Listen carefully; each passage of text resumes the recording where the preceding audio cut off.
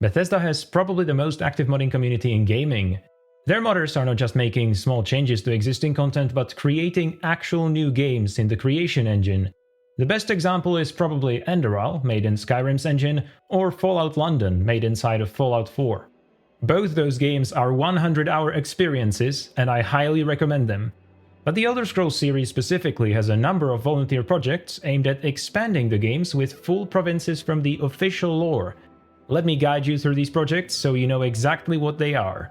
All of them are still a work in progress, but two have already released hundreds of hours of content, and the full release of another one is just around the corner.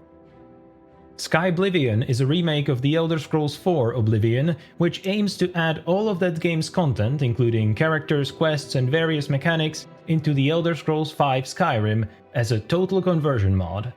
The project has been worked on since 2012 and is finally set to release sometime this year. Now, you might think that it's already obsolete, given that the official Oblivion remaster released in 2025, but there are several key features of Skyblivion that will make it better than the official remaster. Instead of just giving old assets a new coat of paint, the team is recreating all locations from scratch. This means that the somewhat boring dungeons can be redesigned to be more diverse and exciting, new Oblivion realms can be added, and the overall world can just be improved with the hindsight of 20 years. Also, Skyblivion uses only the creation engine instead of fusing it with Unreal Engine, like the official remaster did, so the game will run better and will be much easier to mod.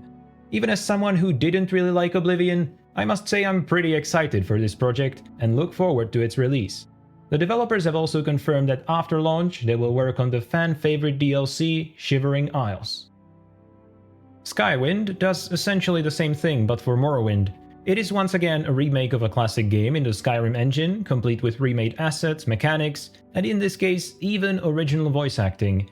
Don't bother trying to parley with his captors.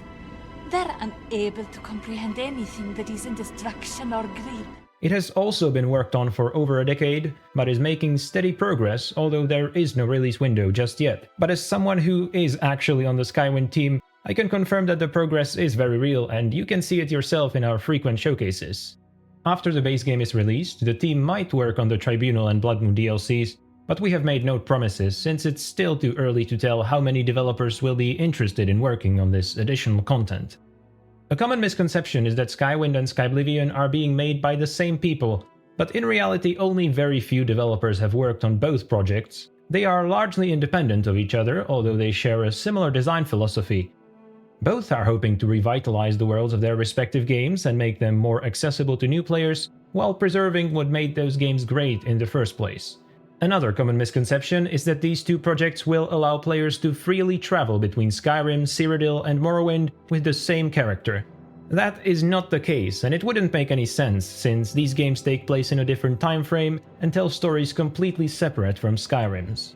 But recreating Tamriel in the timeline of Skyrim is actually the focus of the next project, Beyond Skyrim. This is an umbrella for various projects, each of which is working on adding a specific region of Tamriel, including Cyrodiil, Morrowind, Iliac Bay, and even the frozen continent of Atmora. Unlike Skywind and Skyblivion, these are not remakes of existing games, but completely original stories with new quest lines, new characters, etc. Of course, the teams are working to make their provinces lore-friendly to fit in seamlessly with Skyrim.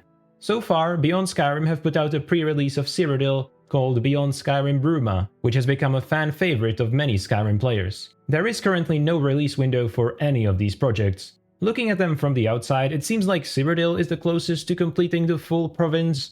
The other projects are planning pre-release content of their own, with the exception of the DLC-sized Roscrea, which is smaller and described on the website as being in the later stages of development.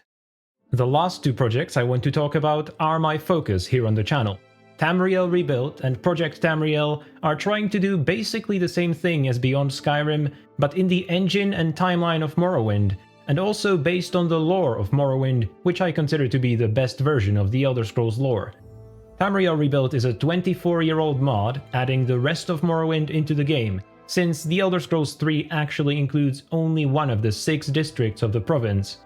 Project Tamriel is an umbrella for other province mods, such as Skyrim Home of the Nords, Project Cyrodiil, and High Rock 427. All those mods are largely being worked on by the same people, so everything is fully compatible and consistent, and the mods are often referred to collectively as Project Tamriel Rebuilt.